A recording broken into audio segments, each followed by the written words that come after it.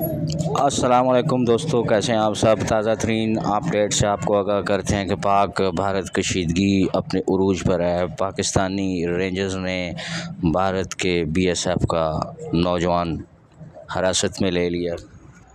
Indian media کا یہ ایک بڑا دعویٰ سامنے آ گیا ہے کہ انڈیا کا بی ایس ایف کا جوان پاکستانی رینجرز نے اپنی حراست میں لے لیا ہے اور اس کا نام پی کے سنگھ بتایا جاتا ہے، جبکہ بھارتی حکام کا کہنا ہے کہ پی کے سنگھ کی رہائی کے لیے پاکستان سے مذاکرات جاری ہیں، جبکہ پاکستانی رینجرز نے اس بی ایس ایف کے جوان کو اپنی حراست میں لے کر رکھا ہوا ہے۔ خطے میں پاکستان کو تنہا کرنے کا خواہاں پاکستان، چین اور بنگلہ دیش کی قربت سے گھبرا کر فالس فلیگ آپریشن اور پاکستان مخالف پروپیگنڈے پر اتر آیا ہے۔ پوری قوم ملکی سالمیت اور دفاع کی خاطر اپنی افواج کے ساتھ کھڑی ہے۔ وطن عزیز کی طرف میلی آنکھ سے دیکھنے والوں کو بھرپور جواب دیا جائے گا، یہ کہنا تھا پاکستان کے وزیر دفاع خواجہ محمد آصف کا۔